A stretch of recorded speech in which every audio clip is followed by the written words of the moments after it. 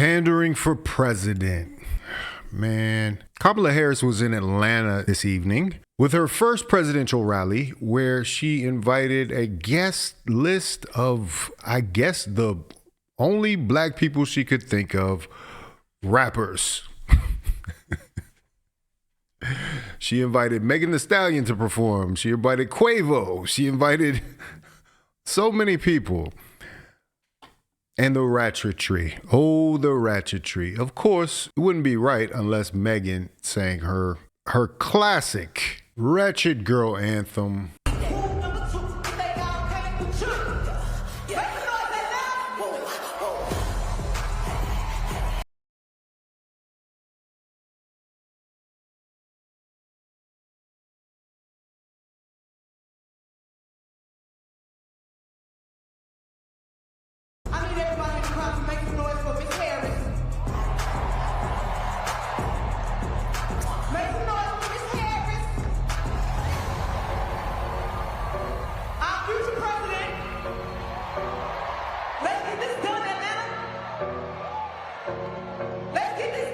That dude doesn't know what's going on in the back there with the yellow shirt.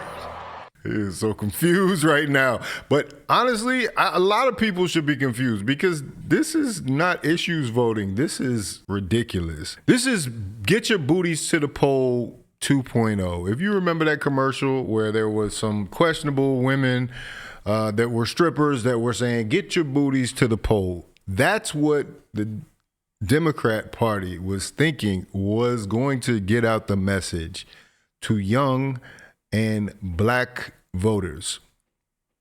This is unserious. This is 100% a waste of political capital because they decided that we are not worth nothing more than this in a presidential twerking outfit. She got the presidential, is that a pantsuit? She's going to try to make the pantsuit with the tie work. This is crazy, man. And her backup dancers there. There's a time for fun, and then there's a time to get down to business. And like I said, you got a short window before this thing is all over. If you don't get serious and you keep playing pandering games, you're going to end up losing. If you don't take black voters serious any more than this, then you deserve to lose.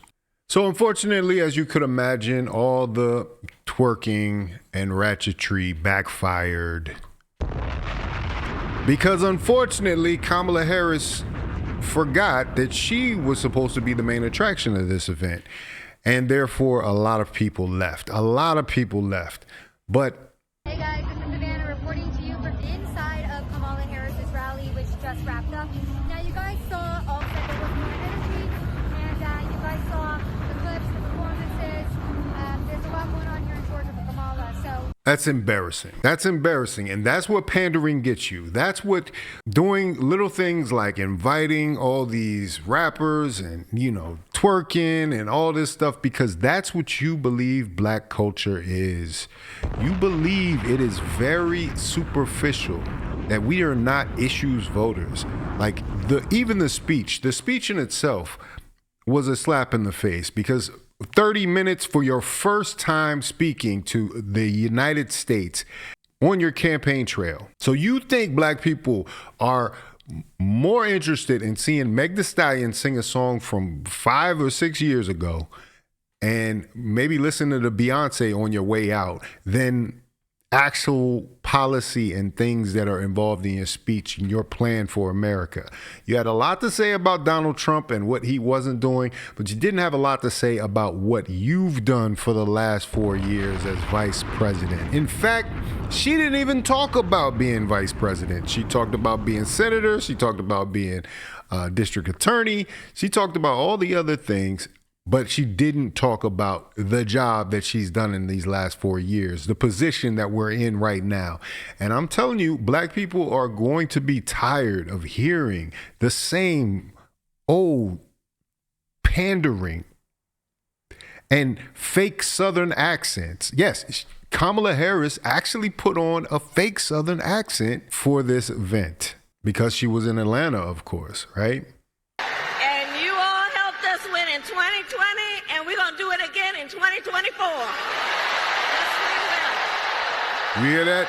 Yes, we will. She said, what? So let's get right. And you all helped us win in 2020, and we're going to do it again in 2024. Yes, we will. This chick is phonier than a $3 bill, man. I'm telling you. Like, you gotta watch people like this that will literally pander and do anything that they think will get them elected. This is a problem. This is something that we should have seen coming a long time ago. And I can't believe that there's so many willing participants. These people behind her have no idea what's going on. They see a chance to make history with the first black woman to become president, except she doesn't understand being black, it seems. Not to mention, as someone points out here, I can assure you that people from Oakland, California don't speak with a Southern accent. Kamala Harris is a complete fraud.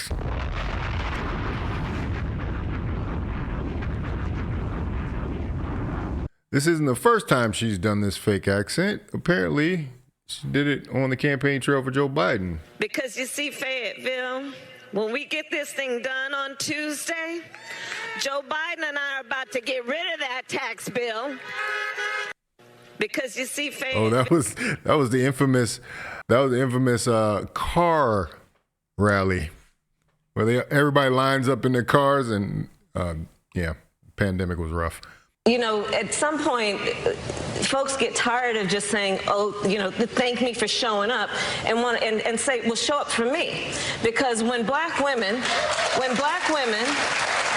might be a black 3 to 4 times more likely to die in connection with childbirth in America, when the sons of black women will die because of gun violence more than any other cause of death, when black women make 61 cents on the dollar as compared to all women who tragically make 80 cents on the dollar, the question has to be, where you been and what are you going to do? And do you understand who the people are? Oh, this must have been when she was smoking weed and listening to Tupac. Smoking the exact same thing that she locked up many, many black men for in the great state of California. Is she from Oakland? Is she from California? Nobody knows. She is literally just winging it right now. I understand she had to replace Biden at the last minute, but you've had 4 years to get ready for this job. And hey, you could have had some policies and some accomplishments that you've made in the last 4 years as the vice president, not when you were attorney general or when you were a senator. You actually were within inches of the presidency. And I don't know if she actually capitalized on it. So now people are going to inevitably hold their nose and cast a vote for Kamala Harris, someone who is, by my accounts, not an ideal candidate in any situation, which is why, once again, she was not elected. She was not put into that position. It was sort of like a long play that she made this concession to become vice president and drop out of the race when she was running for president. But people largely rejected her. So now why all of a sudden are people supposedly so excited that $80 million is being raised or however much? You know, it's funny that they could just throw these numbers out there and nobody has to prove that the numbers were real or that, 44,000 women were on this Zoom call and they raised X amount of dollars. It's just a number and a headline right now. So I don't know. If you want to drink the Kool-Aid, that's fine. That is your right. But she's going to have to deliver some sort of tangibles before she can expect a vote from me. This is what I'm talking about. I don't need Meg Thee Stallion, Quavo. I don't need Beyonce or anybody else. I need to know what you're going to do for people like me. And I need to know quick because there is 100 days until this thing is over. We're up to November now. So for undecided voters like myself, you're going to have to really show improve, and you're going to have to stop doing the sideshow and start getting to the main focus of your position, getting to the main focus of your job. If Trump is so bad, and we already had 4 years of Trump, so we kind of know what to expect.